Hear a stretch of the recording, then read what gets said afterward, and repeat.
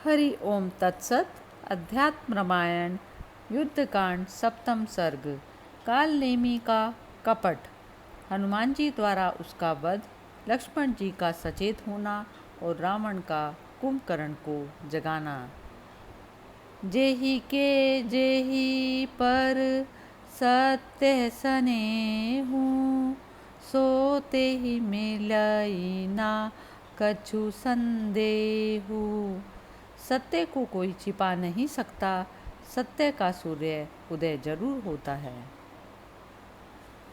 श्री महादेव जी पार्वती जी से बोले, जैसे अग्नि से तपाया हुआ घृत जल डालने से छुनछुनाने लगता है, वैसे ही कालनेमी के ये अमृतुल्य वचन सुनकर रावण जल उठा और क्रोध से उसके नेत्र लाल हो गए। वह कहने लगा, अरे मालूम होता है तू शत्रु से कुछ लेकर ही इस प्रकार राम के दास की भांति बातें करता है। याद रख, मेरी आज्ञा का उल्लंघन करने वाले तुझ दुष्ट को मैं अभी मार डालूंगा। तब कालनेमी ने रावण से कहा, देव, क्रोध की बात क्या है? यदि आपको मेरा कथन अच्छा नहीं लगता तो मैं अभी जाकर आप जैसा कहते हैं वही करता हूँ।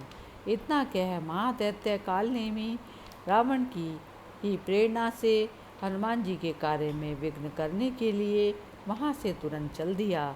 उसने हिमालय की तराई में पहुंचकर उधर से जाते हुए वायुपुत्र महात्मा हनुमान के मार्ग में एक तपोवन बनाया और वहाँ वह दुष्ट स्वयं मुनिवेश बनाकर शिष्य वर्ग से घिर कर बैठ गया। जिस समय हनुमान जी वहाँ पहुँचे तो उन्होंने वह सुंदर आश्रम देखा।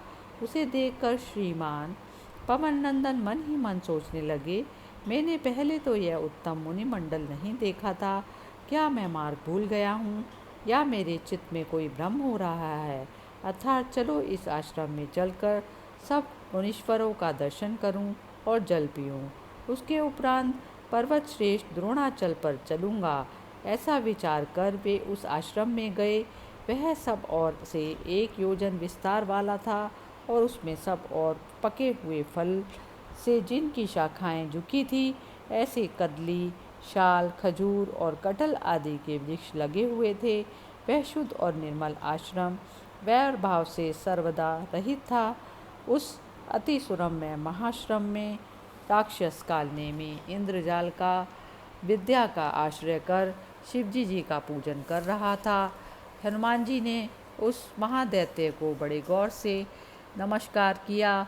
भगवान, मैं राम का दूत हूँ। मेरा नाम हनुमान है और मैं श्री रामचंद्र जी के एक महान कार्य से क्षीर सागर को जा रहा हूँ। ब्रह्मन, मुझे बहुत प्यास लगी है, मैं खूब जल पीना चाहता हूँ। हे मुनीश्वर, कृपया बताइए यहाँ जल कहाँ है?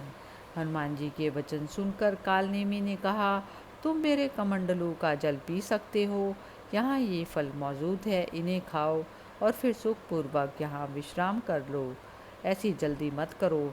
मैं अपने तपोबल से भूत, भविष्यत और वर्तमान तीनों कालों की बात जानता हूँ। इस समय रामचंद्र जी के देखने से ही लक्ष्मण जी और समस्त वानरगण सचेत होकर उठ बैठे हैं।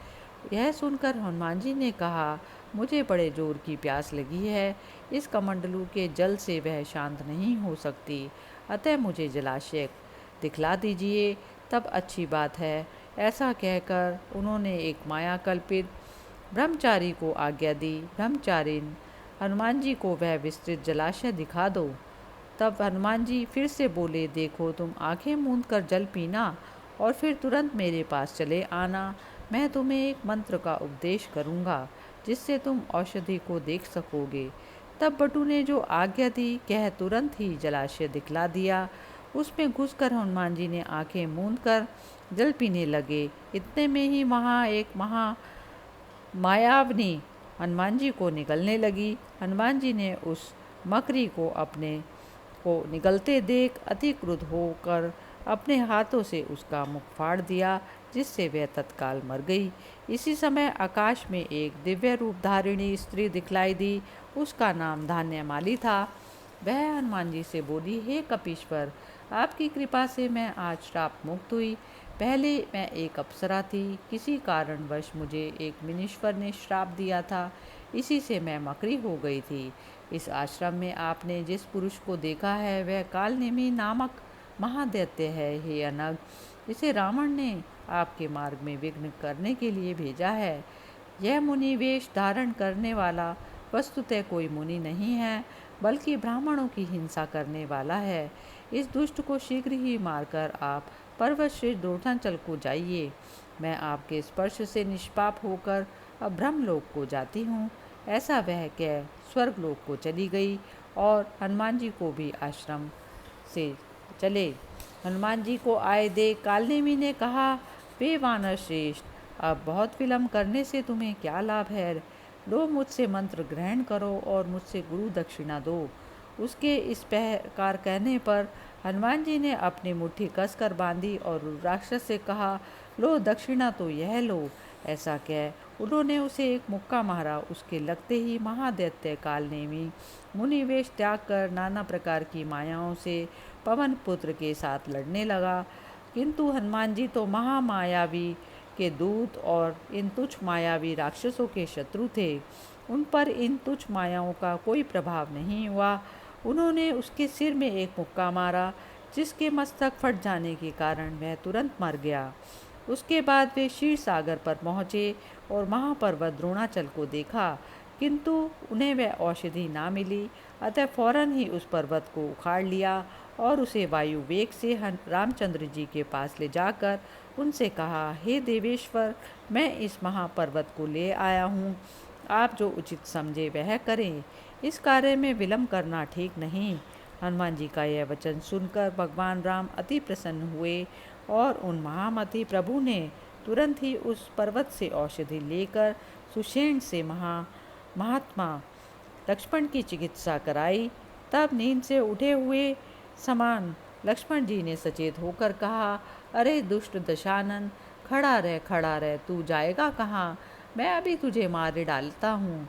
उन्होंने इस प्रकार कहते देख रघुनाथ जी ने उनका सिर सूंघ कर हनुमान जी से कहा, हे वत्स, हे महाकपे, आज तुम्हारी कृपा से मैं अपने भाई लक्ष्मण को सकुशल देख रहा हूँ।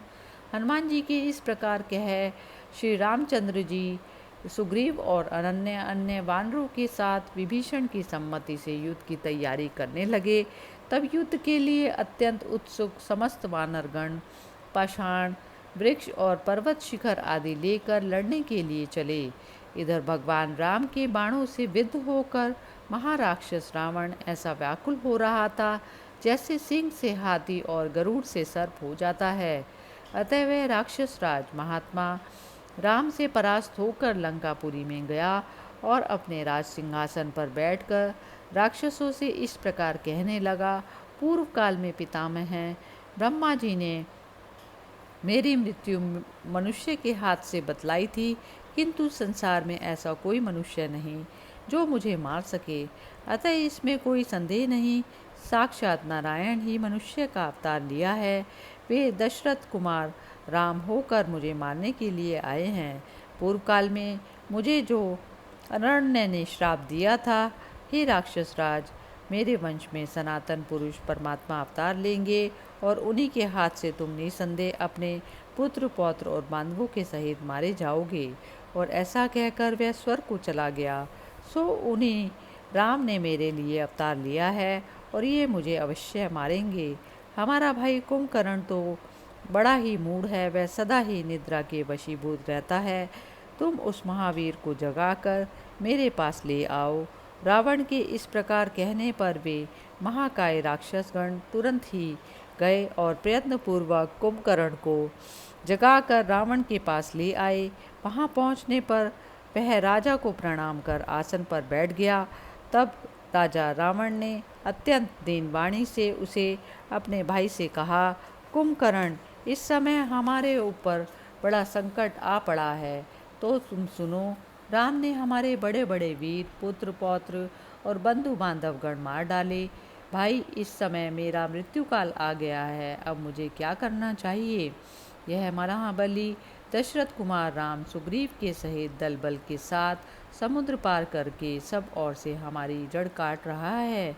हमारे जो मुख्य मुख्य राक्षस थे वे सब युद्ध में वानरों के हाथ से मारे गए, किंतु इस युद्ध में हमें वानरों का क्षय होता कभी दिखाई नहीं देता। हे महाबाहो, तुम इनका नाश करो, मैंने इसलिए तुम्हें जगाया है। हे महावीर, अपने भाई के लिए इस दुष्कर कार्य को करो। रावण के ये दुखमय वचन सुनकर कुंभकर्ण बड़े जोर से ठठाका मार के हंसा और इस प्रकार कहने लगा, राजन, आपने जब पहले सम्मति की थी उस समय मैंने जो कुछ कहा था, आपके पाप का वह फल आज उपस्थित हो ही गया। मैंने तो आपसे पहले ही कहा था कि राम साक्षात परब्रह्म नारायण हैं और सीता जी योग माया है, किंतु आप तो समझाने पर भी नहीं समझते। एक दिन मैं रात्रि के समय वन में एक विशाल शिला पर बैठा था। इसी समय मैंने दिव्य मूर्ति साक्षात नारद मुनि को देखा। उन्हें देखकर मैंने कहा, हे महाभाग, कहिए इस समय आप कहाँ जा रहे हैं? मेरे ऐसा पूछने पर नारद जी ने कहा, मैं अभी तक देवताओं की एक गुप्त गोष्ठी में था। वहाँ जो कुछ हुआ वो मैं तुम्हें ज्यों का त्यों सुनाता हूँ।